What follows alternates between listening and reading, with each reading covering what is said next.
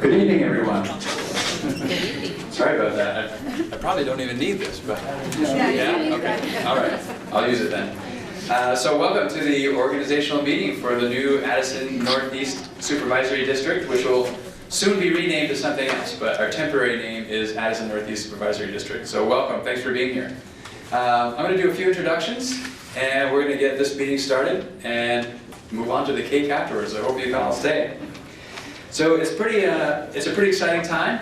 It's been quite a process to get to this evening, so it's a great event to be a part of, and beginning this new path for Addison Northeast. So some introductions. I want to introduce Secretary of Education Rebecca Holcomb. She's joined us this evening to conduct a good portion of the meeting.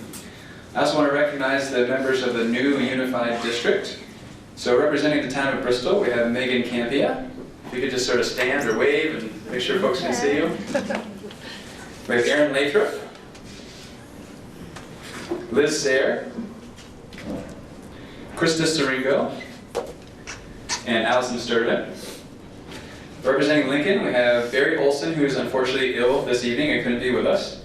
We have Rebecca Odie. Representing Moncton, Don Griswold, and Jennifer Stanley, who's out of town this evening. Representing New Haven, Sarah LaPearl, and Andrew Morton. And representing Starksboro, we have Jody Bashand, who was unable to be here this evening, and Caleb Elder. I'd also like to recognize the members of the current ANESU boards. So the Bristol School Board, and I think many of these folks are in attendance tonight. If you're here, if you could stand and be recognized as well. Elin Melchior, whom I don't see. Chris Scroden, Krista Siringo, Allison Sturtevant, and Colleen Wedge. And the Lincoln Board, Scott Bernuti, Ari Kirschenbaum, Rebecca Odie, Mary Beth Stillwell, and Christy Sumner. The Moncton Board, Kristen Blanchett, Mary Kate Kelly, Bob Radler, Andrew Letourneau, I see Andy in the back, and Jennifer Stanley. And the New Haven Board, Brad Bull, Ed McGuire, and Phyllis Smith.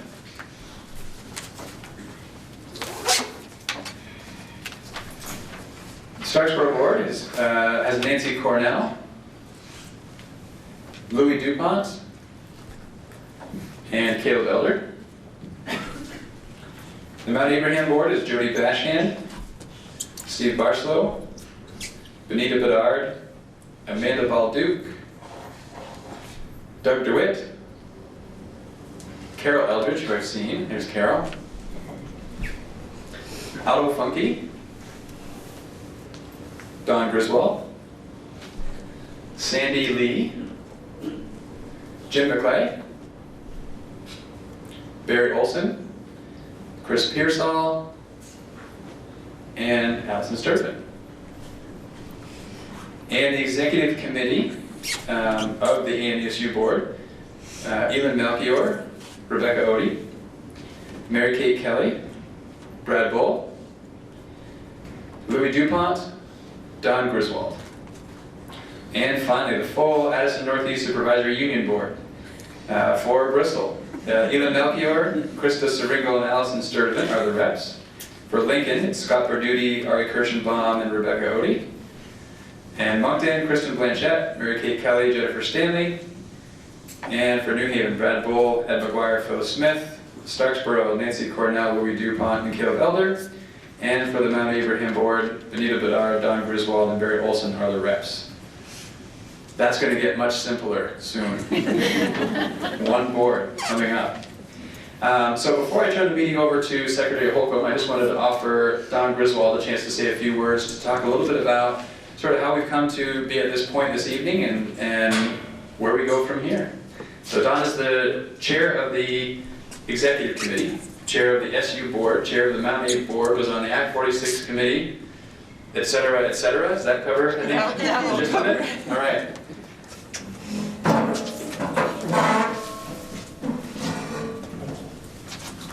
When I started on the school board, it was about 16 years ago when I started on the Moncton Central School Board. And when I take time and I think back to when I joined that board, I think about how quickly I learned that that little school had a history, and that history was what made that school its special place. And how when I first got there, parents would come up and say, "Oh, we have the best little school here in Moncton."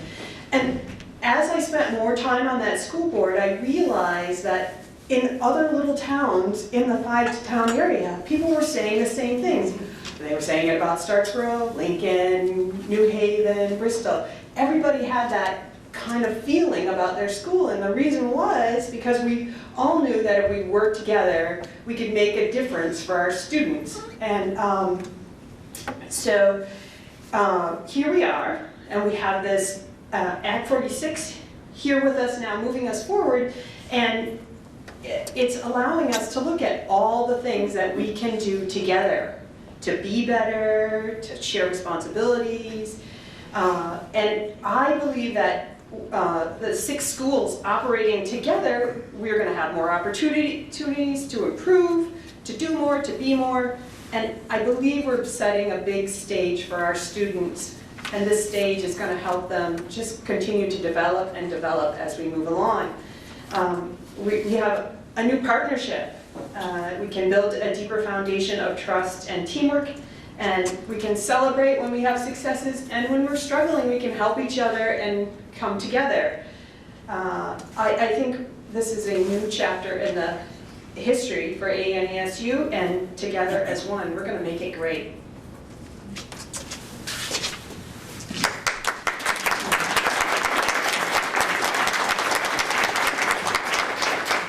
And this is where I turn it over to Secretary Holcomb. Good MC. First of all, thank you for letting me come. I could have designated this, but I actually really like to come because it's kind of like a wedding. It's nice to be able to honor all the tremendous amount of work. And I just need to say on the record for all the people who are on the study committee, I have to really just acknowledge the tremendous amount of work that went into that, and in the intentional way you went about trying to celebrate what's best about each of your unique communities and their unique individual schools, and find a way to honor that and carry that forward, even as you figured out where the synergies were, where you could work together to create something bigger than your individual parts. And we are actually using your model, your study report, as a model for some other groups and communities around the state that are trying to go through this work, because you were so careful at really weighing and testing all the different options, thinking about what the opportunities were, and being very careful in what you offered as the promises. And I think that really speaks to the care that went into the development of your work, and I really think it speaks well for your communities. And none of us invented declining enrollment. If we could, we'd have millions of people moving in, banging on our doors. But what we can do is figure out what we really care about and think about how we put ourselves together to hold on to that and do better for our kids and squeeze more out of our tax dollars by working together. So I really do want to acknowledge that in front of the audience, because that work was tremendous, and you should be incredibly proud of the work that's been done. So I'm going to encourage you to give your study committee a hand as they can.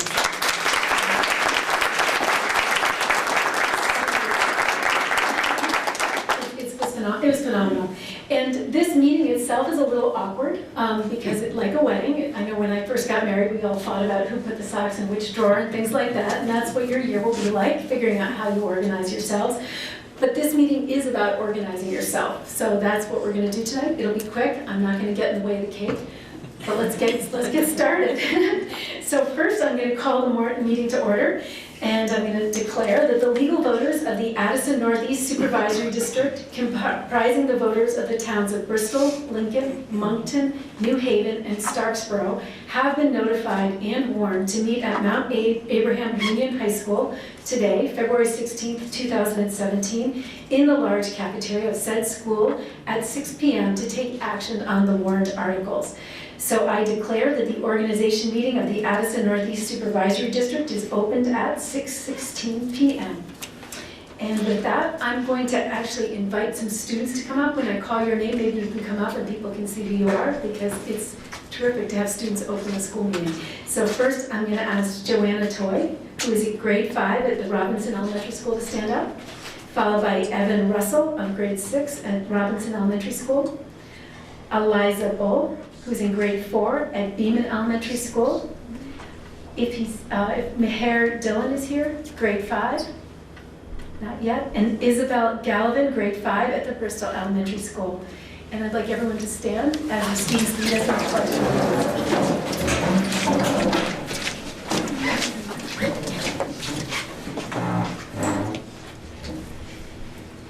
Pledge allegiance to the flag of the United States of America and to the republic for which it stands, one nation, under God, indivisible, with liberty and justice for all.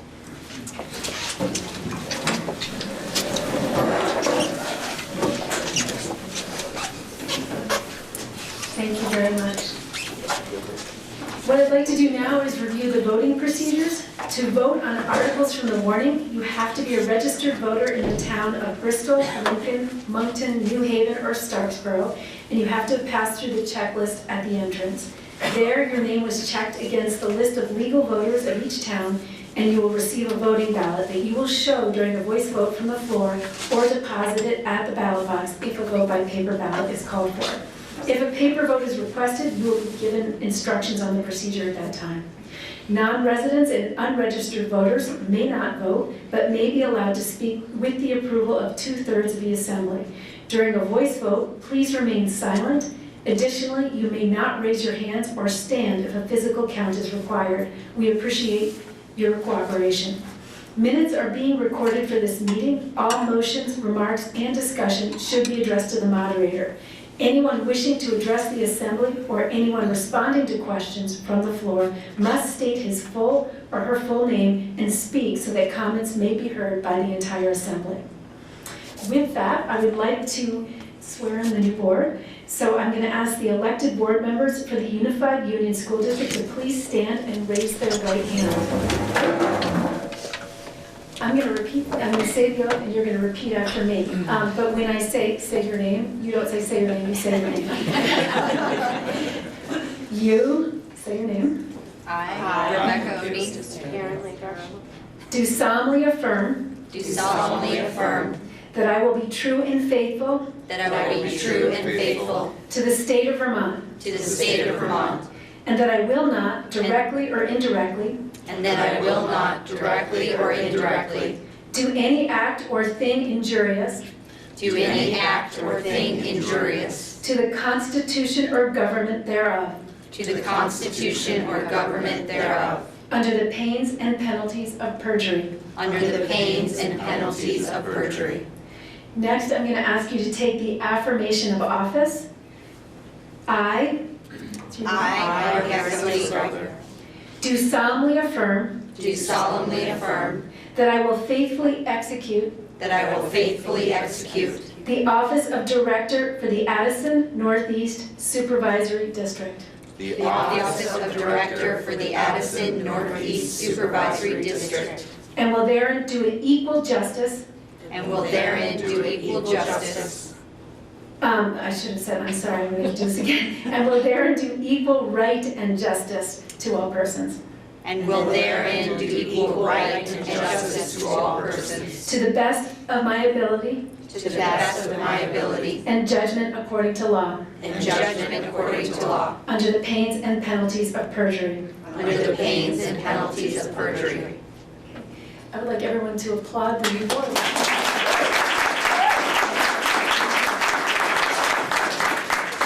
So this is an organizational meeting, as I said, which basically sets the foundation for all the work of the board that was just sworn into office, and it really establishes the basic operations of the new unified district. It sets the table for how you will work moving forward.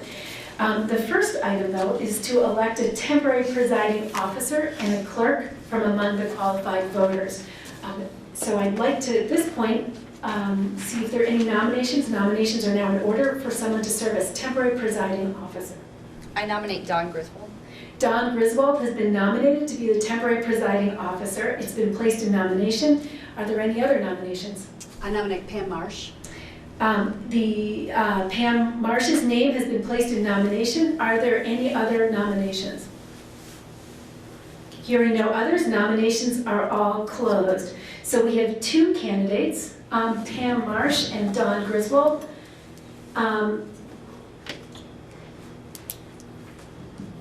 Let's see, make sure I get this right. And let's say, so all in favor of electing, we're gonna say the name of the first one. If you're in favor of Pam Marsh, you're gonna raise your hand when I say Pam, say aye when I say Pam Marsh. If you're in favor of Don Griswold, you're gonna say aye when I say Don Griswold. So all in favor of electing Pam Marsh as your temporary presiding officer, please signify by saying aye. Aye. All those in favor of electing Don Griswold as your temporary presiding officer, please signify by saying aye. Aye. Okay, I think that's close enough. We're gonna have to take a vote. So should we do paper ballots or should we do a show? What? Hands. Hands, let's do a show of hands. So I'm gonna ask the clerk to help me count, or who's taking, I'll do this. All those in favor of electing Pam Marsh, please raise your hand. And please keep them up while I count. We've got 1, 2, 4, 5, 6, 7, 8, 9, 10, 11. Let me count again just to make sure. 1, 2, 3, 4. I'm getting 11. Okay, so please, if the clerk can note that we have 11 votes for Pam Marsh. Now, all in favor of Don Griswold, please raise your hands, and I'll count those.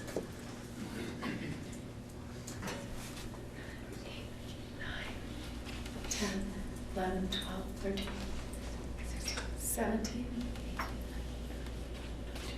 23. So 23 should be recorded for the minutes. Okay, you have elected Don Griswold as your temporary presiding officer for this meeting. So at this point, it might be recorded in the minutes. This is a problem, isn't it? It's you're on the board. That's what I was wondering about. Yeah, that's a It's the problem. temporary presiding officer. Temporary, you are going to do this until we Elect a moderator. elect a moderator. Which is about 2 minutes. Which This is about so how about we roll with it? Okay. That's where my head was. Would you like to do this, or would you like me to bring in the clerk? Let me take over. Your notes? Yes. All right, so at this time, we are electing a temporary clerk. Okay, we're going to finish article number 1 and elect a clerk from the qualified voters. So nominations are now in order for one to serve as temporary clerk. Could you explain the position, please? Yeah, can you explain the position? They said, Basically, it's just someone who's going to serve as the clerk for this meeting only. like a secretary? Yes, it's just someone who's going to serve as clerk for this meeting only. And even in the temporary clerk is for about 7 minutes until we elect a more permanent clerk. Much like the temporary presiding officer is for about the same length. So they're just taking notes? So essentially taking notes for 6 minutes. I think I just saw Rebecca nominate someone. Would you like to make that official? We had one out in the public I said nominator. that, moratorium, I'll nominate Karen Wheeler. All right, Karen Wheeler's name has been placed in nomination. Are there any others? You can sit at my computer. All right, hearing no others, I declare that the nominations are closed. All those in favor of electing Karen Wheeler as temporary clerk signify by saying aye. Aye. Any of those opposed, please say no. All right, you've elected Karen Wheeler as our temporary clerk. All right, now down to Article 2. To adopt Robert's Rules of Order or other rules of order to govern the parliamentary procedures of this and subsequent meetings of the Addison Northeast Supervisory District.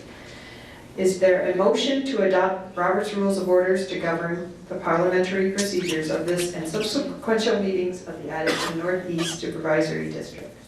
Rebecca. I so move for Robert's Rules of Order. All right. I second it.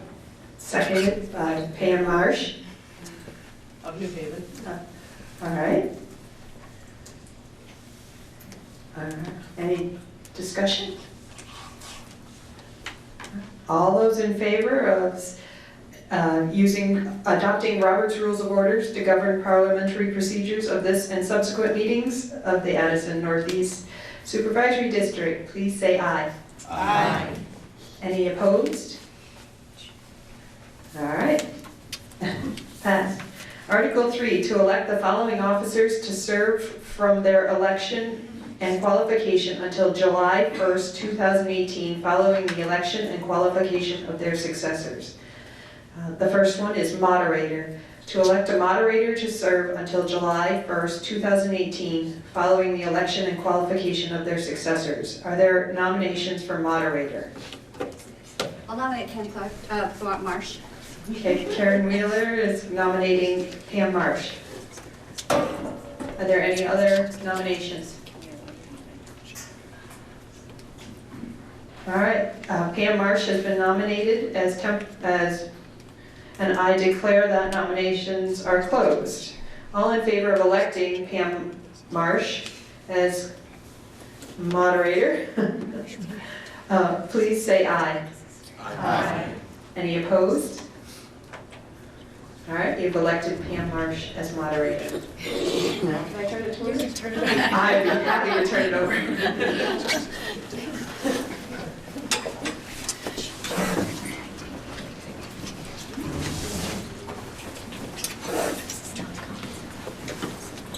Yeah, there was a reason to stick that from select board before it became moderator. You can't say a word. That's right. Thank you very much. For those of you who don't know me, I am the moderator of the town of New Haven, and I still am the moderator of Addison Northeast Union High School Supervisory Union number 28, which has one final meeting on February 28th. So we are at the next, okay, the next item is for us to elect a clerk to serve until July 1st, 2018, following the election and qualification of their successor. Are there nominations for the office of clerk? Okay, Susan Jeffries nominated Karen Wheeler, and we don't need a second for that. Are there any further nominations for the office of clerk? Question. Yes. The warning says it's for 1 year or until the election and qualification of their successors, not until July 1st, 2018. Let me look at, I don't have the actual warning. I have, here. Thank you.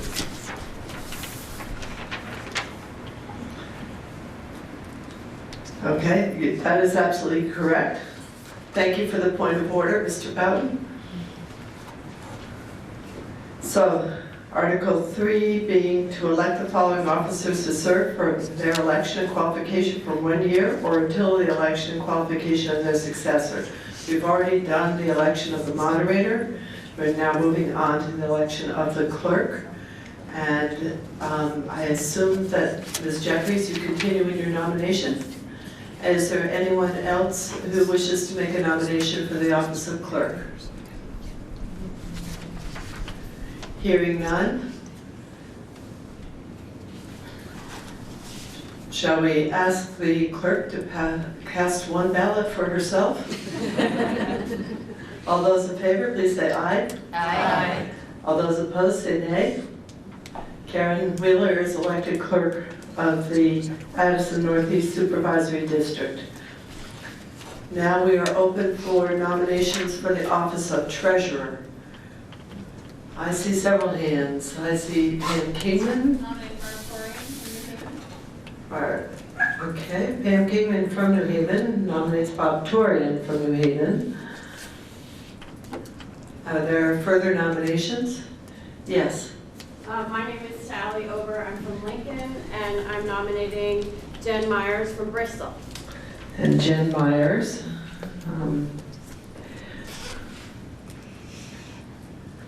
Are there further nominations for treasurer? Hearing no further nominations, I will give each of the proposed candidates a moment to introduce themselves to the audience, so the audience knows who they might be voting for and what their qualifications are to serve in this office. Barb, I'm going to recognize you first because you were nominated first. I'm Barb Torian. I'm the current treasurer in the town of New Haven. I've been there for 20 years. Prior to that, I was also the town clerk and the select board clerk. Prior to that, I had a bookkeeping service, and prior to that, I got a degree in business administration. And I would actually like to share this job with Jen because I think that that's the best way to go. If anybody has any questions, I'd be happy to answer them. An interesting proposal. Jen, would you like to stand up and introduce yourself and say what you'd like to say? Hi, I'm Jen Myers. I'm from Bristol. I'm the current treasurer and clerk for Bristol. This will be my 3rd year doing that. I had worked for the town for 5 years. I have an economics degree, and I would be happy to share the position with her.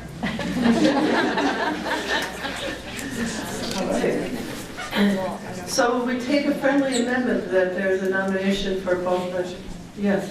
So may we ask a question as to how they would envision sharing that position, since we haven't had it shared before? Go ahead. Barb or Jen? So I propose that we don't know what the job is yet, and so we would figure it out as we go along. And that the idea of having 2 of us is that one could actually go on vacation and still the other one could sign checks or come in to do the double check. It's another layer of being able to separate duties, and we'd make it work. Because that's what we do. And you share one salary. And we could divide that up by whoever did how much work. I mean, it's not about the money for me, so. Okay, and then Ms. Myers was nodding her head there. So, yes. Question, and Craig Allen, Bristol, if we do that, if the 2 esteemed folks could then perhaps report, at the next, whenever the next vote is happening, how they found it to work, and see if that should continue or not. Okay. So let me go back to the nominators. Are you agreeable to nominating your candidates as shared nominees for the post of treasurer of the district? Yeah. Say something? So my name is Sally Ober. I'm the town clerk in Lincoln. And I think this is a brilliant idea. I'm sort of the backup treasurer for the Lincoln School District, so that when that treasurer is out of town, I have had occasions where checks needed signing or either payroll or whatever. And I think that's a brilliant plan, just to have 2 signers on a check and not have just one person. I don't know how you would designate an alternate signer if we didn't do it this way now. So if this is the day that we figure this out, I'm all in favor of it. I think it's a great idea. So I'm wondering if we should put this as 2 separate questions. Yes, Mr. Basin. I was going to suggest that I could make a motion before we vote on anything, that the new district approve the fact that we have 2 treasurers serving for maybe a period of time, or until one of them chooses not to serve again, rather than us just voting for 2 people with no framework from which that would operate under. And I think a separate motion, regardless of the election, is appropriate for us to act on before we elect anybody. So, why don't you actually make a motion? I'll do my best. I'll make a motion that we elect 2 people to serve as co-treasurers for the district, and that arrangement to exist no longer than one of those 2 members chooses to is not elected again.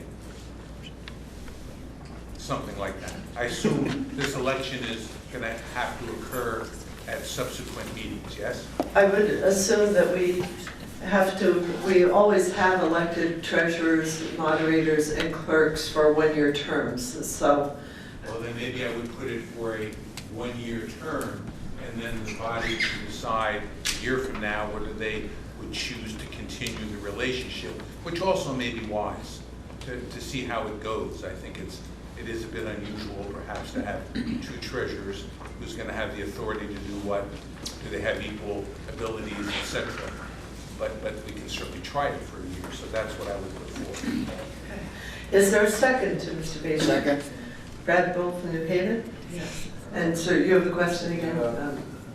But the warning, again, indicates that 1 year or until the election and qualification. You've got two repeating time periods here. You mean for 1 year and until the election qualification of the successor, right, Mr. Baser? Yes. Yes. We're just clarifying the language of this motion. Thank you. So, the motion's been made and seconded. Is there further debate on the motion, which is now that we elect co-treasurers for a year or until their successors are elected and qualified? And that's made by Representative Fred Baser of Bristol and seconded by Brad Bull of New Haven. Is there any discussion on the motion? Ms. Jeffries. Susan Jeffries, Starksboro. And I personally think this is the greatest idea in the world, because if you need one position, you need somebody who can back that position up. My concern is about the legality of taking one position and just deciding to split it in two. You know, for example, my husband and I can't both be on the select board in Starksboro. Only one of us can be a select board member. And if we have a position that we have created, that's one position. So while I think it would be absolutely wonderful in terms of a way to operate, I think probably a better way to go about it is to elect a treasurer and then an assistant treasurer and have them work together, rather than to do something on the fly that we haven't really had a chance to look into and determine if it's even legal to do that. So are you moving to amend Mr. Baser's motion? I'm merely contributing my opinion that I'm not at all convinced it's even a legal motion or a legal decision. Okay, is there other discussion? Yes. I'm sorry, I can't see. I know, So thank you. I tend to agree with Susan that it seems that a treasurer and assistant treasurer would be a more typical way to handle this. I also think that since that's not on the warning, that might be a problem tonight. I like the idea of sharing the job, definitely makes sense, and if we think this is a legal motion, I mean, I'm inclined to do it practically, but I do think that an assistant treasurer would be cleaner, and I also think that I don't think it's practical tonight due to the warning that went out, because it is an additional position that was not warned. Okay, Mr. Baser. Yeah, thinking about it a little bit, the fact that this motion that I've made was never warned, and it's not an amendment to an existing article of any kind, which I know we can do, it might indeed, to Caleb's point, fly in the face of what would be kosher. And I don't know if there's an attorney here to corroborate that, but... I haven't ruled it out of order as the moderator. All right, but I think Susan's thoughts were spot on. Yes, Mr. Broughton. Tim Boughton, New Haven. Since this is essentially a formation meeting for this organization, I would say there's all the authority in the world to create a co-position.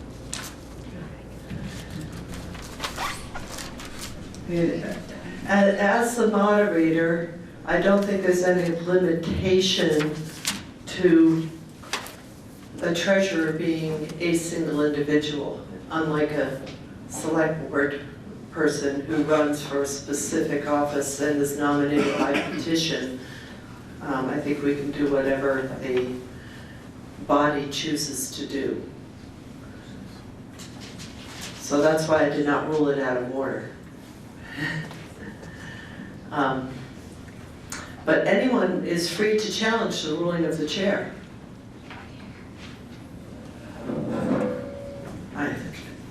Yes, Ms. Oberg. I don't know if Secretary Holcomb is sitting there. This is all new to us too. Do you have any advice for us, whether this seems out of line? This would be a great time to hear from you if you have any advice to whether we're going down the wrong road. I'm going to defer to your moderator. Yes, Ms. Torian. We're happy to do it any way that works. We're not trying to make the meeting longer or make it harder. So if you want to do an assistant, you can vote for either one of us and the other one will be the assistant. So. Well, since the warning talks about electing a treasurer, I think it's better to elect 2 people to the position than an assistant and a regular treasurer. But the board might consider in future years creating those 2 positions.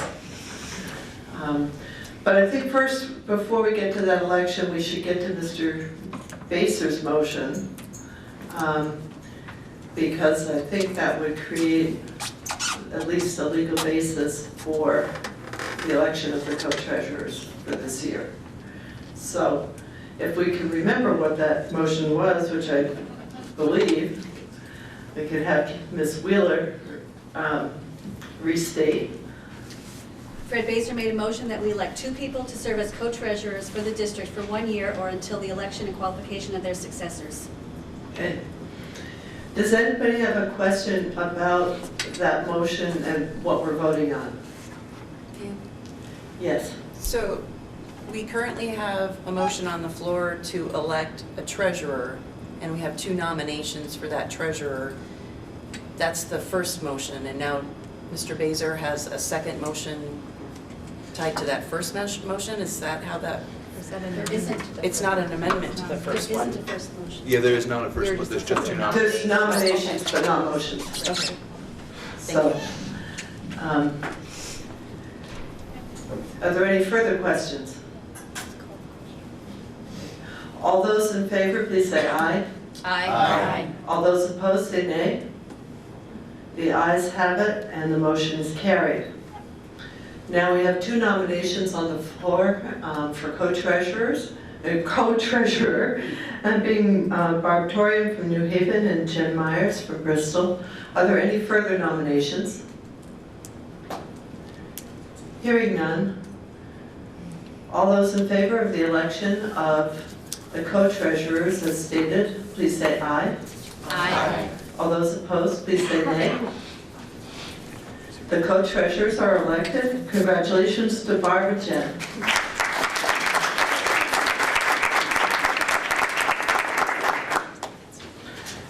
Article 4 is to determine and approve compensation, if any, to be paid to the district officers.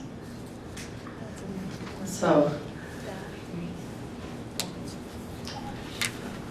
is there a nomination? The district officers, by the way, are your school board officials, your moderator, clerk, treasurer, and I think that's it. Yes, Ms. Jeffries. May I ask what the compensation is for people in a similar position with Mount Abe right now? That's a good question. I didn't bring my report.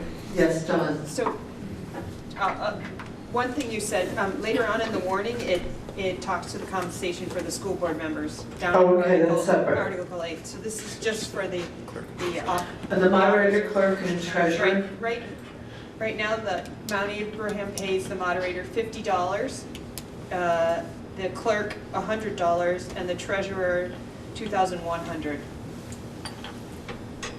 Annually. Yes. annually.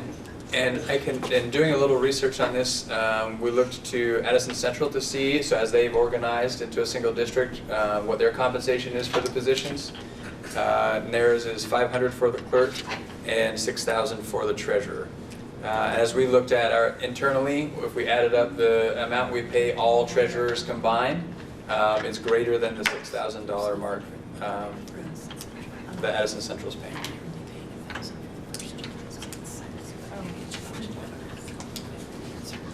So is there a specific proposal with respect to salaries for the school district officers?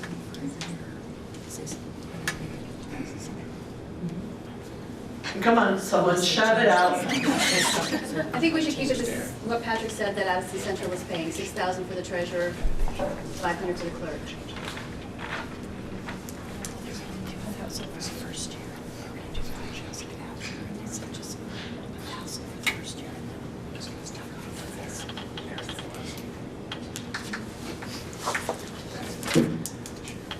Did you survey the issue of moderator? Addison Central did. I know at one point my salary was $100 and I asked them to cut it. I honestly don't care if I paid or not. So, yes. I'm sorry. State your name and Andy Letourneau from Moncton. That machine came on and I've lost the ability to hear what's going on. Oh, so I didn't hear the numbers Don gave or what Patrick said for the numbers that he had either. Okay, I believe Don said that the moderator was paid $50, the clerk $100, and the treasurer $2,100. And Patrick said that they did a survey of Addison Central Supervisory Union, which has already organized, and they are paying the treasurer $6,000 and $5,000 to the, and $500 to the clerk, and nothing to the moderator. Yes, sir. Andy Letourneau again. Given that, and my understanding of one of the purposes of Act 46, trying to save some money, without, a discussion of why the numbers should go from 2 to 6, I would suggest that we go with the numbers that Don read. So as a motion, those would be the numbers I would propose. Okay. So we have a motion made by Andy Letourneau that the salaries be the ones that have been currently paid in our district, which would be the Mount Union High School District, which is $50 for the moderator, $100 for the clerk, and $2,100 for the treasurer. Is there a second to that motion?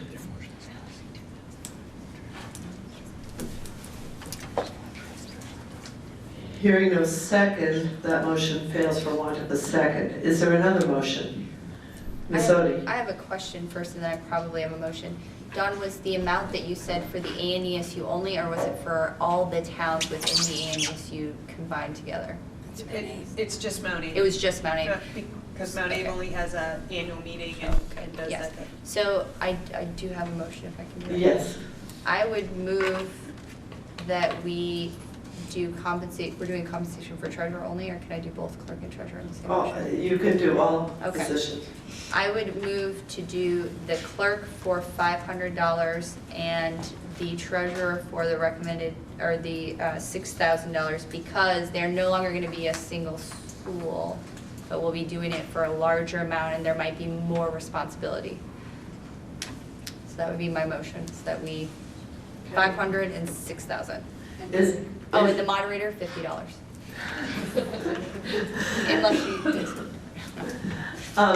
Is there a second to that motion? Second. Okay, there's multiple seconds to that motion. Is there discussion on that motion? Yes, Ms. Oberg. I'm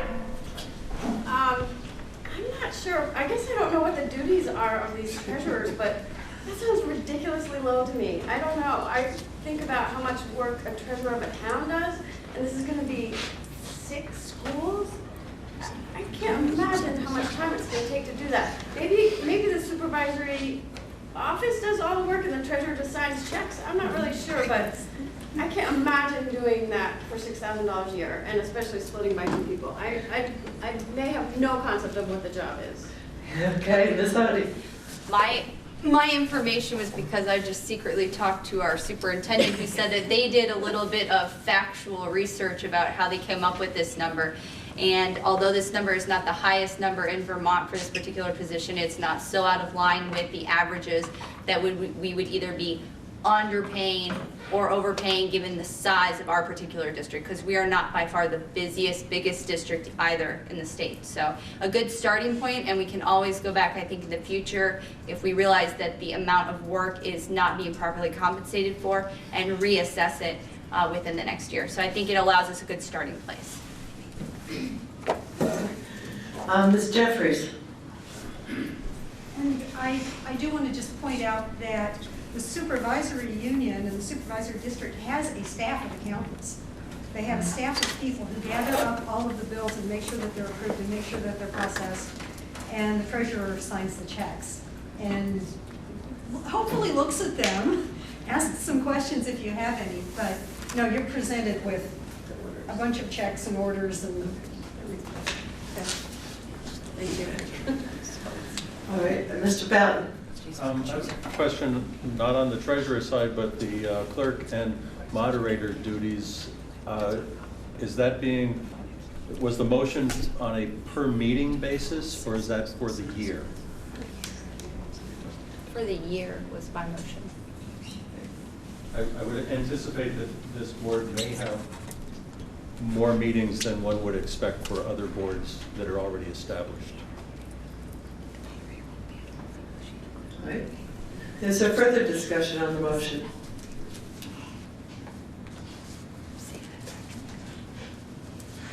Hearing no further discussion, the motion is that we establish. Oh, I'm sorry, Carol Eldridge. I would like to know what bills will have to be paid by the treasurers during this period before this board actually takes over. So what bills are they going to have to pay between now and July 1st of 18? Because the schools, the other schools in Mount Abraham, they will still be having their bills and they will still be paying them.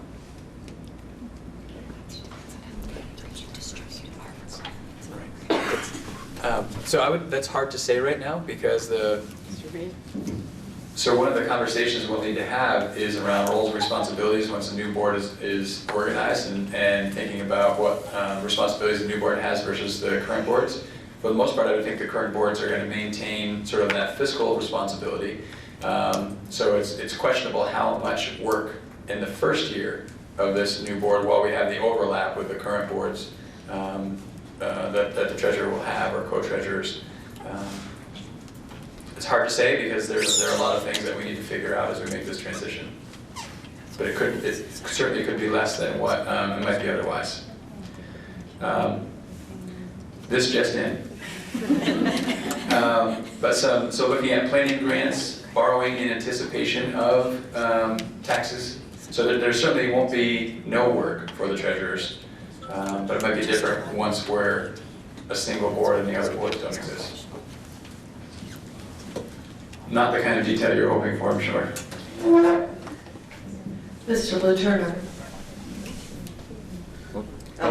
I'm sorry. Craig Allen, Bristol. Craig, Mr. Allen. Yeah, so that is a good question. What statutory funds then the treasurer position will actually have access to until July 1st, just because there's the board that's meeting on February 28th and that we're going to vote on at town meetings, or those are the folks that are spending the $20 million or whatever. So if you have, not that it's not, it can be tricky even keeping track of a $10,000 grant, but there is a good question that maybe the audience would like to know of what, is there any guess with the education secretary here of what level of funds would actually be available to this board until town meeting of 2018? Ms. Holcomb, do you have any ideas? Well, I'm going to defer because I don't know the total of your budget, but I think the way to think about this is the current board is phasing out, and the new board is phasing in. And so there'll be a gradual transition in responsibility as the one board closes down the current year and the new board begins anticipating and taking on and planning for the subsequent year. And I do know that you have a transition grant, for example, that needs to be managed, and there's some work that you're gonna have to do, legal fees, things like that, related to closing down Addison Northeast Supervisory Union and legal fees associated with starting up Addison Northeast Supervisory District, and that's what the transition grant supports. So there's a series of little housekeeping activities that have to happen to shut down the one system and start up the new one. So then how much is the transition grant? It's $150,000. Yes, Ms. Joe? I think that this is a short term. I think that it's a good question in terms of what specific funds are there. We obviously don't want to pay too little or too much. I wonder, since this is a temporary position until the district really takes shape, we do have an option, I think, to treat compensation slightly differently. And I think we're mostly talking about the treasurer position because that's the bigger dollar figure. Is there a reasonable hourly figure that we could put in rather than an annual figure for the first year only? Is that a reasonable idea? Then we have two people doing it. It's easier potentially to track. It's harder because you don't have a fixed number, and I know that we like fixed numbers and budgets. And so that I'm open to suggestions there. Maybe that makes it impossible. But I'm just thinking, we don't really know, because we were even having a conversation at the carousel meeting last night, where I think it's kind of an open question at what pace and at what scope the new board, this board, takes over certain responsibilities, financial and otherwise, from the other boards prior to July 1st, 2018. So I think that given that uncertainty that's still going to play out, it's a little imperfect tonight, and I think if we could come up with a rate that we feel is reasonable, maybe to Sally's point of is $6,000 reasonable, is $2,000 reasonable, if we come up with an hourly rate that we think is useful, maybe that would be good information. So I just throw that out there. So is there further discussion, or does anybody wish to propose an amendment to the motion on the floor? Ms. Jeffries.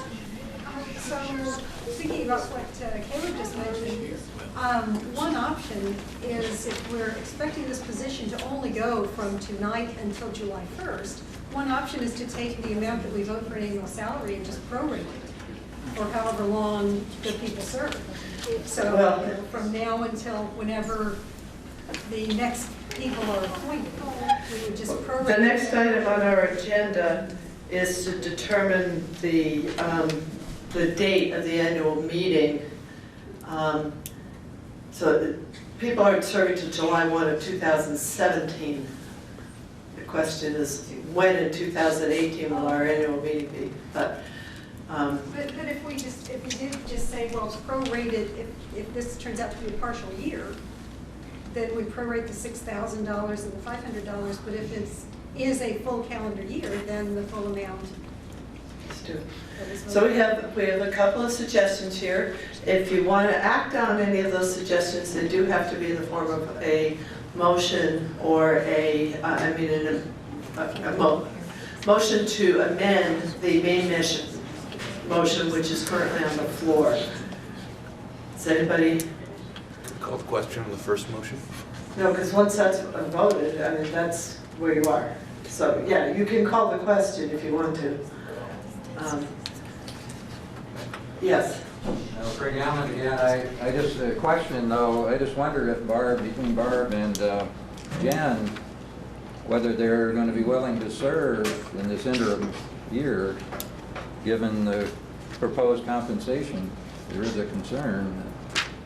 I mean, we want folks to be happy in what's happening. Ms. Torian, Barb? So, having spoken with my co-part, we're willing to work with you and make this work. My concern is that if you establish this at too low of a number, those numbers tend to go on for year and year and year and year and year after that, and that in establishing something that's a little bit important to figure out sort of where you want to be throughout time, because these things tend to stay there. That being said, if we don't work, you don't need to pay us. So we're willing to work with however that comes forward. And I think the important part here is to create a transition and enough oversight in the transition that we get to figure this out and have solid ground. Okay. Yes, I don't know your name, I'm sorry. That's okay. I'm Caitlin Steele. I'm a Bristol resident, but I'm an administrator down in Addison Central. So we're 1 year ahead in the transition process, and I can't speak to the role of the treasurer at all. I know nothing about it. But I know in the transition, we are just working as hard as we can to build the systems that will sustain us over time. And so even if these new positions are maybe moving less money than they will be over the long haul, they're designing the structures that are going to carry this work forward. So I would really not undercompensate them in the first year. Are there further questions or comments? I haven't heard any amendments, so we're just on the main motion. Are you allowed to repeat the motion? Absolutely. The main motion is that we establish the salaries for the district officers as follows: $6,000 for the treasurer, $500 for the clerk, and $50 for the moderator. And those are annual salaries.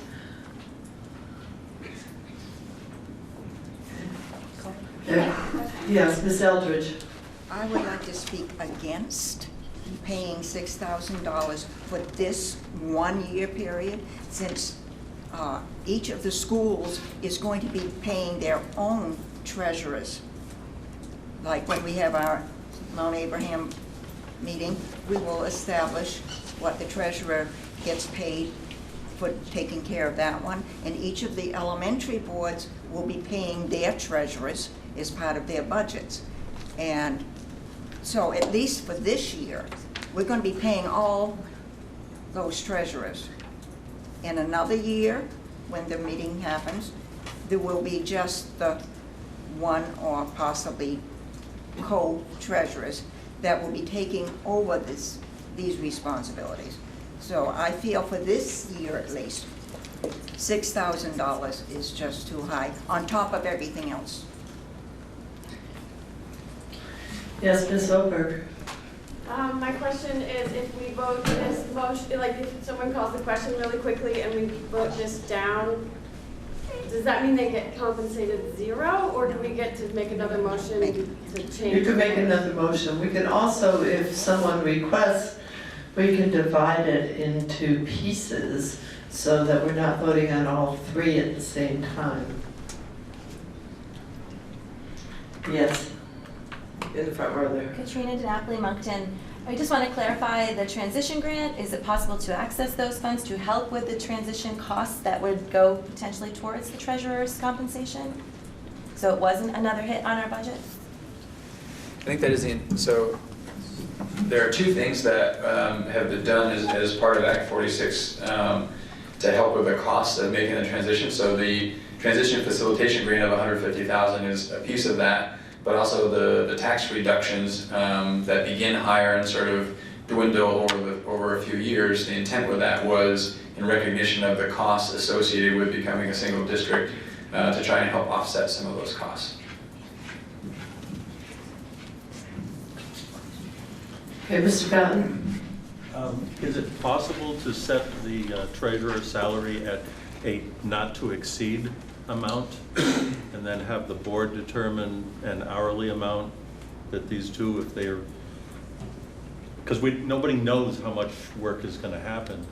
That would theoretically, if it's a lot of work, then it's capped at $6,000. If it's not, then potentially it could cost us less. Anything is possible if a motion to amend is made. I'd like to make a... Yes, Rebecca Odie. I call the question. Second.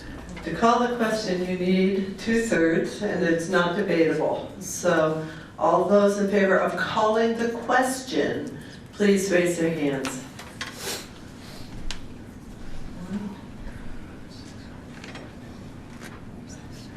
Let me see a show of hands of people who are opposed to calling the question.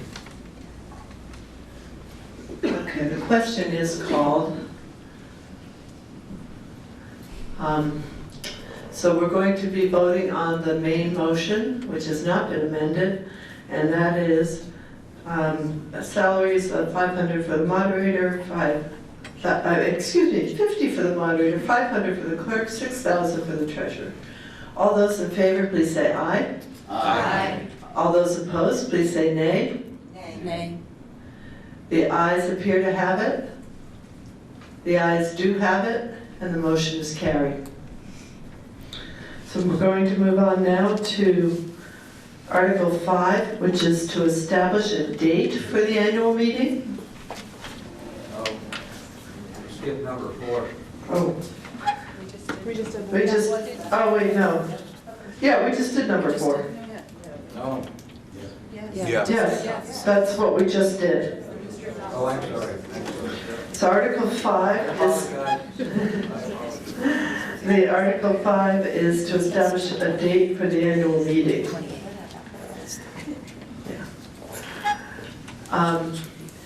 I'll just say that traditionally in this district, it has been on the last Tuesday in February.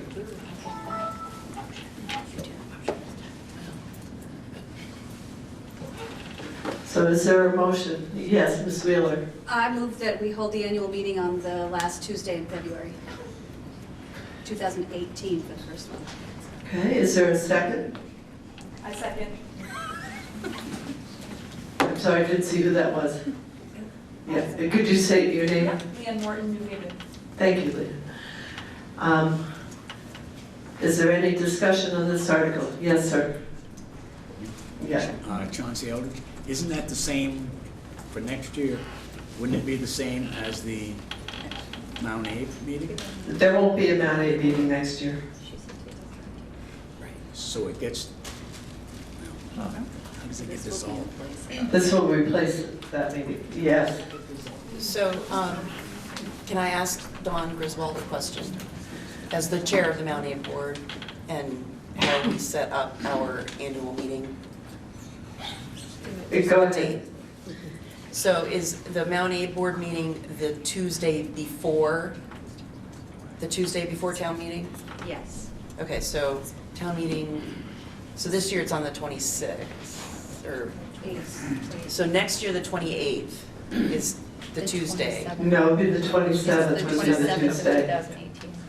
This year it's the 28th.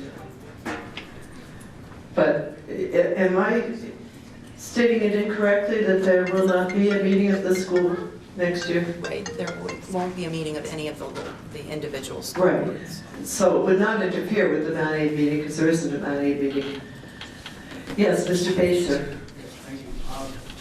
Does that date often fall when school vacations come about, and is that prudent to, if it does, is that a prudent time to have meetings? School vacations typically. I'm hearing from members of the board that the school vacation in this district is typically the week before that.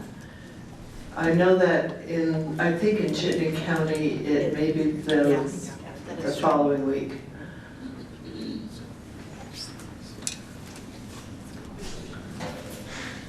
Okay. Is there further discussion on the motion, which is to set the fourth Tuesday in February as the meeting date for the annual meeting of this district? Hearing no further discussion, all those in favor of setting the annual meeting date as the fourth Tuesday in February, please say aye. Aye. And all opposed, say nay. The motion is carried unanimously. Article 6 is to establish provisions for the payment of any expenses incurred by the district. So we need a motion on Article 6 that the school district comply with the provisions of 16 VSA sections 563, 8, and 9 regarding the payment of expenses and maintenance of financial accounts and comply with the policies and procedures of the Addison Northeast Supervisory Union regarding such matters. Someone want to move that? So moved. All right, thank you, Mr. Elder. Is there a second? A second. Okay, is there discussion of this motion? Yes, Mr. Bowden. Could someone explain to me what that means? Who wants to explain it? How, the one that she just read, about the provisions of payment, it just says right here, this is what they just read. No, it's one under Article 6. Article 6. It's giving the district initial authority to make expenditures pursuant to the laws of the state of Vermont, which, being a new district, they needed the authority. Yes, Mr. Bowden again? Further clarification, is that within a stated budget, or is it just authority to spend money? It's what's, right, it's the boilerplate language, it's within the budget that, are you assuming the budget of the Addison Central, Addison Northeast Supervisory Union Board? Or? This is the motion. Right, that's the motion that I read. I think this does authorize us to spend money. That spending would then happen in the context of a budget, which is not before us or you at this time. So this is in compliance with the statute, but it's not tied to a specific amount as I understand it. It's just the preliminary authorization to then move down that path towards getting to a budget and spending that money. Maybe that's how I understand it. Just if you've got a grant, you have to have the authority to spend it. It's basically what it's giving you. Any further discussion?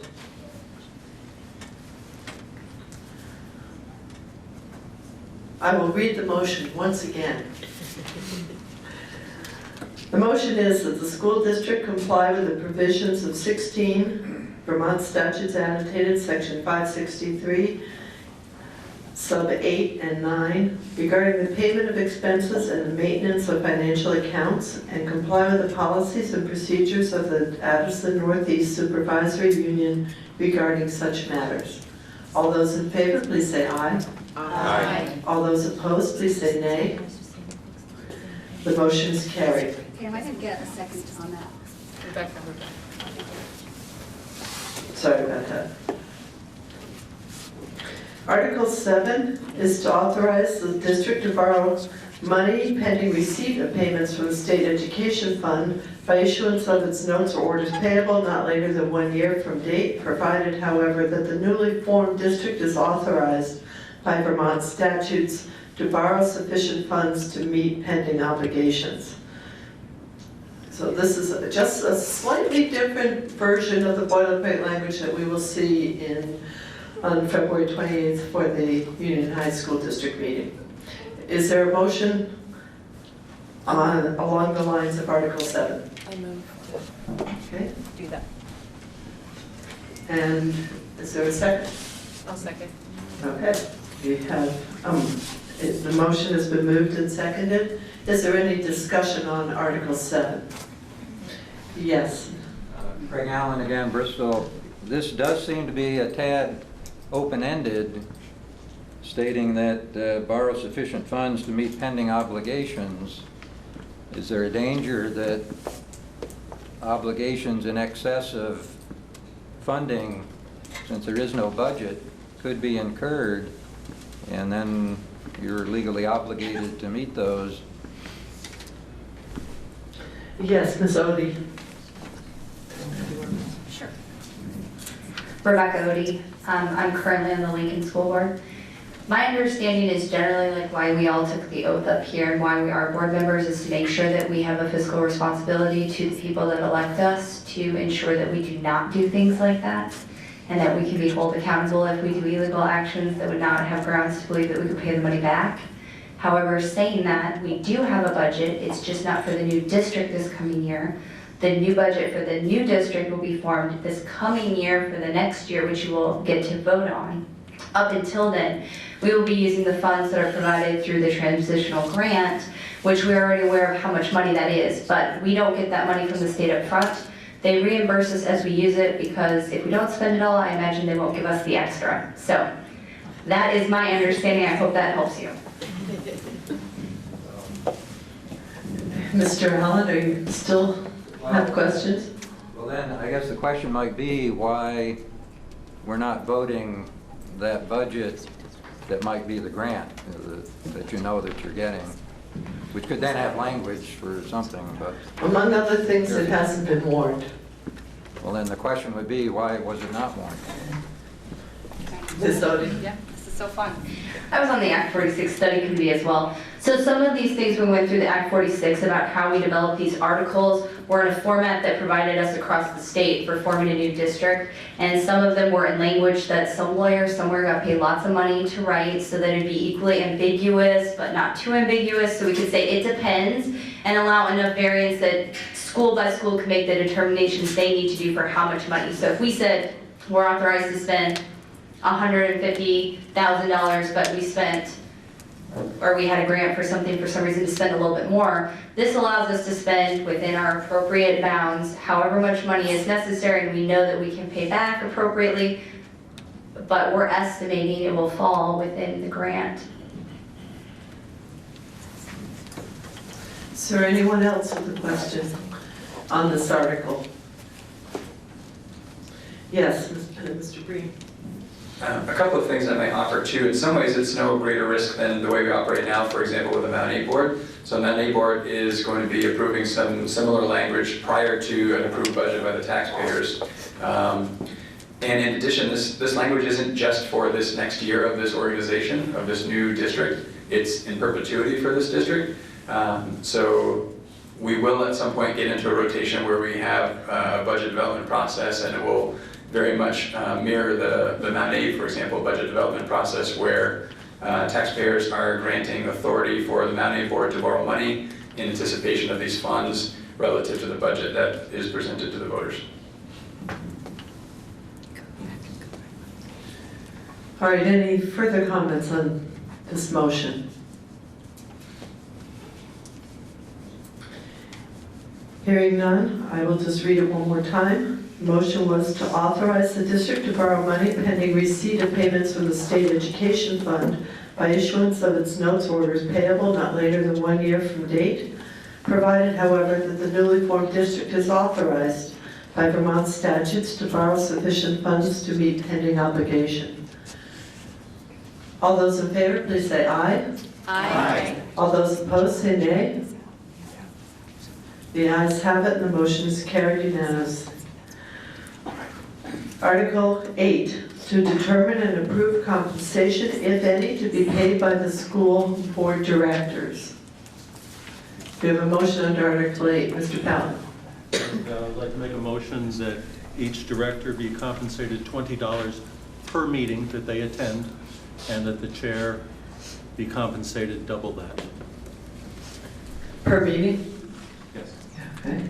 So we have a motion that each member of the board receives $20 per meeting and the chair receives $40 per meeting.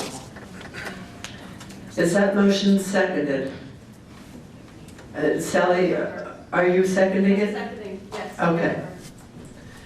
Is there discussion on that motion? Ms. Jeffries? Well, I was just wondering if Mr. Ream had looked into what other school boards are compensated.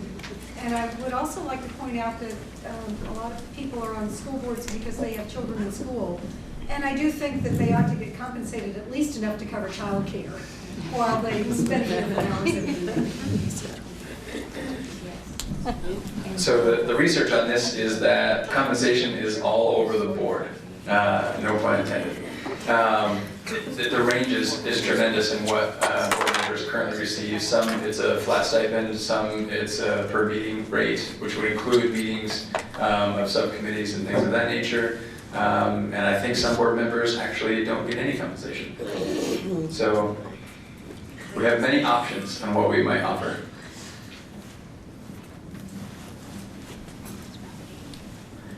Are there further questions with respect or comments with respect to this issue? Yes, sir. Andy Letourneau, we run into this at every meeting, whether it be the town meeting or whatever. So I would suggest that as we move forward in the next year, that the treasurer position, the board, that when we have this meeting, that a presentation be available. In other words, just going through and asking us what we want to pay folks versus telling us what is a reasonable figure so that we don't spend the time, you know, having that target. And like it's going to happen at all our town meetings just because it just seems like we go through it all the time. And here we are, we've got a year behind us and we can come up with that thing. And what we're looking for is a recommendation. We can go higher, we can go lower, but to say and I don't mean this personally, but say it's anywhere and all of it doesn't help us move forward. So I would just ask it in the future that people, you know, the recommendation be brought to the meeting so that we have a place that we can just move up or down and a reason, which is my whole thing of the motion before was the folks taking positions sometimes don't even know what the job is, but somebody who does can recommend. So I just feel like that would be very helpful moving forward. Okay, I think the board hears that. Ms. Griswold? I can provide some information about what some board members receive now. So there is a town that receives nothing. Their school board directors do not take any payment. Moncton, I believe, receives $31 per meeting. Mount Abraham receives $1,500 for the chair, $1,000 for the board members. How about Lincoln? Lincoln is $250, and I don't know that the chair receives any additional money, and we don't get any compensation for subcommittees or anything. Is that annual? That is annual. Mr. Bull, New Haven? I believe New Haven is $1,000 and $1,200 for the chair. Does that sound right? So those are flat fee compensation. Okay, Ms. Odie? I am still fairly new to this whole thing. I've only been doing it for about 4 years now. I also would love to have had more information about what maybe an appropriate amount is because we do have such a wide variance among the towns. I think most of us don't do this to make any kind of legitimate source of income, so that's not what we're looking for. We like what we do and we enjoy spending the time doing it. But to give you a realistic fund, I think we are allowed to table this particular issue until a future meeting if we want to decide it at a future meeting so that we could try to get more information about why and what an appropriate maybe recommendation would be. Any article can be tabled. You either table things to a specific time or you can table things indefinitely. That requires a motion, and that motion does not get debated. It does have to be seconded. Anybody else want to comment on the pending motion? Yes. I just had a question, Leanne Morton, New Haven. How many meetings, that might help people, do you anticipate the board having in a given year? So they might just be able to do it. So these last few years with all the transitions and stuff, it depends again on the person and how many committees they're attached to and how many portions of this particular board they were at. For example, Dawn, so many meetings in a month that it's hard to find a night that she can actually have an additional meeting to meet with anybody. We've had to start meeting in the mornings around 6:30 because nobody can meet at night anymore because they're all filled. But some board members don't go to as many meetings because they might not be on the additional committees. It tends to vary by board member and when we have time to do the extra committees. So there's no necessarily fair way to say that every board member every year is going to be doing the same amount. But because of the transitions coming up, I don't think it's going to be maybe as few as we hope it will be at some point. So we're still looking at quite a bit of work ahead to lay the foundation for success later.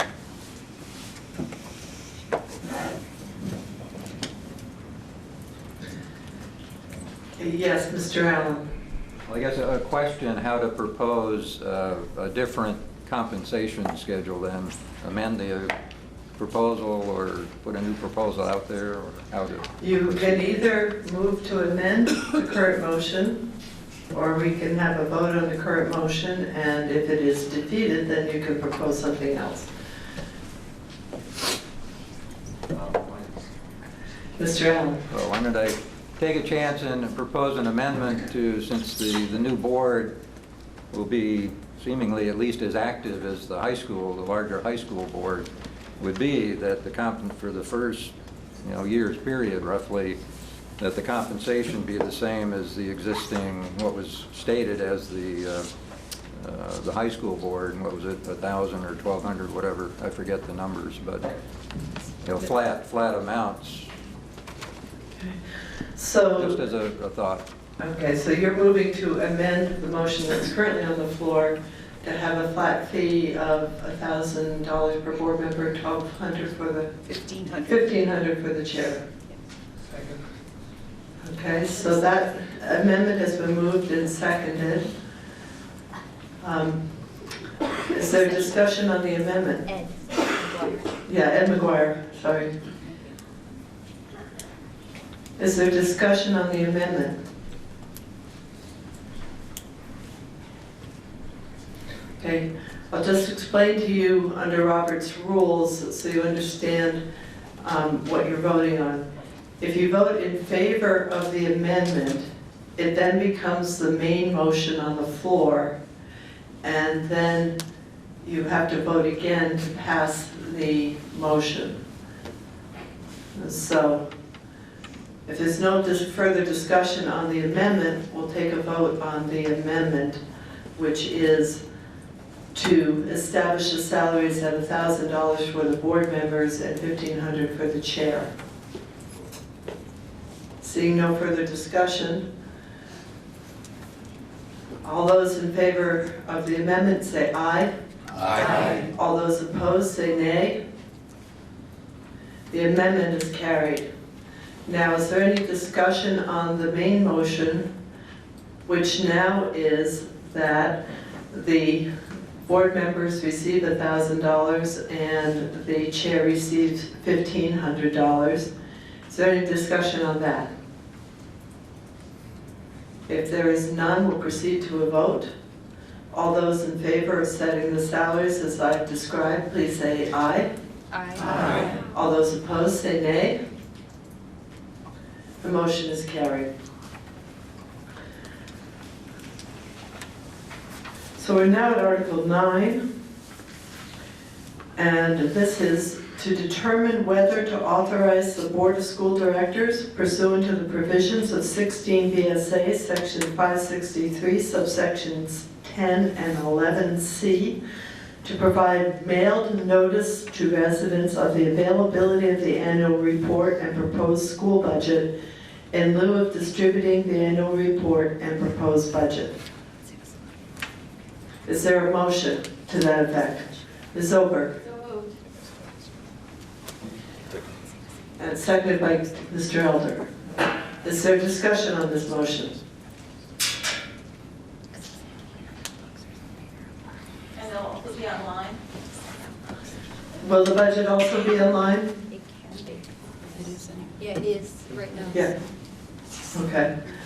Mr. Bowden?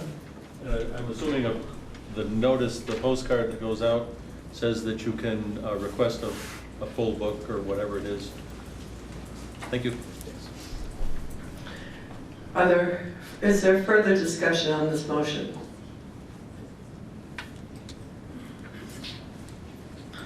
All those in favor, please say aye.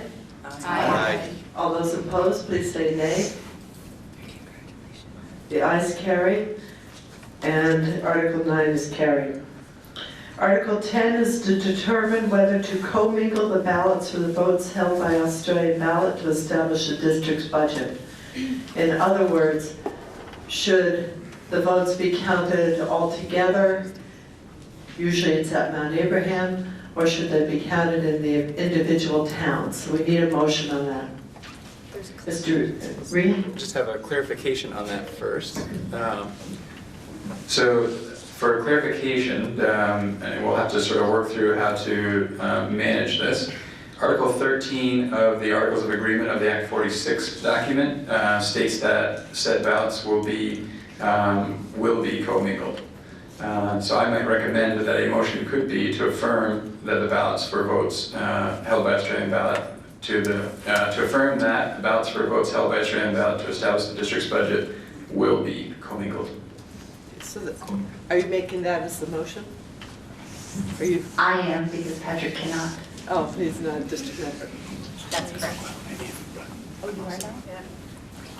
Maybe you are? Okay, so Ms. Odie has moved that we affirm that the ballots for votes held by Australian ballot to establish the district's budget will be commingled as required by the articles of, Article 13 of the Articles of Agreement. And I heard that there was a second, but I didn't get who made it. Who seconded that? There's seconds all over the place. We'll say it's Don Griswold. Is there discussion on that? Ms. Torian? Can we do that? Can you do what? Well, so we don't have to vote on the article, is this an amendment to the article, or we can just, that's a It can be moved in any form. It doesn't have to be moved as worded. Yes, Mr. Patton? Just clarification, this is addressing budget votes only and budget votes by Australian ballot only, is that correct? That's correct. Thank you. Yes, Mr. Allen? Could there, however, be some useful information in knowing by town, say if the vote goes down, if the budget is voted down, for instance, to know, where the issues are. I understand there's apparently a preliminary agreement already. However, could there be some useful information to know by town? I'm just asking. Yes. The Mount A ballots are commingled, and we don't keep separate tallies on which town voted how. Yeah, I'm just asking. Right. Is that Ms. Torian again? I strongly support the idea of commingling ballots and suggest that we do that. Any further comments on this article? And I will read it once more before we vote on it.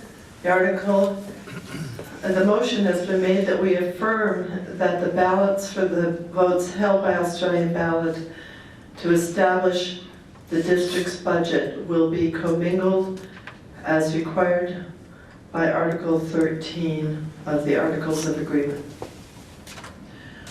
All those in favor of the motion, please say aye. Aye. All those opposed, say nay. The motion is carried. And Article 11 is to transact any other school business thought proper when met. This is a non-binding article, but you may make any suggestions that you may wish that you want the school board to hear. Yes, Mr. Allen. Partly because of the slight confusion of having two sets of boards, like the meeting on the 28th here and the new board. Just the impact, I guess, for the new board that you folks are, of the current union contract negotiations, however they play out, how does that affect you, the successor board? Is there anyone who can address that issue? Ms. Griswold? At this point, the current negotiations haven't established any time frame, and I expect that there'll be a conversation between the existing negotiation group and this board about how they'd like this board, how this board would like them to move forward or not move forward, so.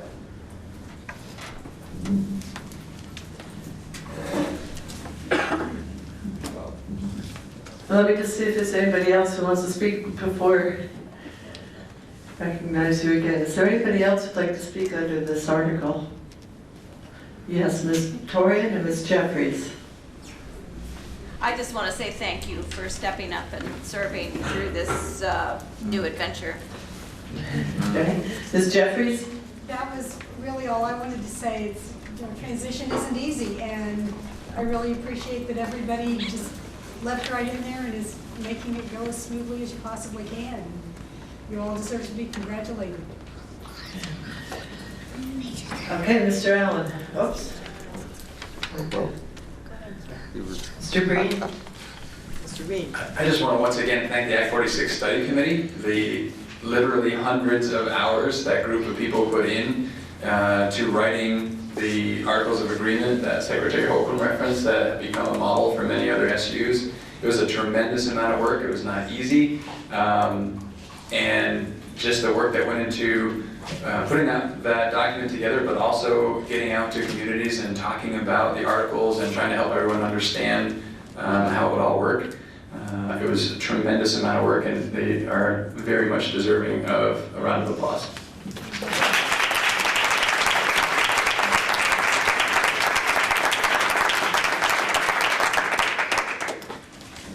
Okay, Mr. Allen, did you want to be recognized again? Well, I guess, unfortunately. So I'm just curious when the current union contract ends, or has it already ended, or I just can't remember. Does anybody know that? Yeah. So the last round of negotiations, I believe, go through this summer, and then they would end.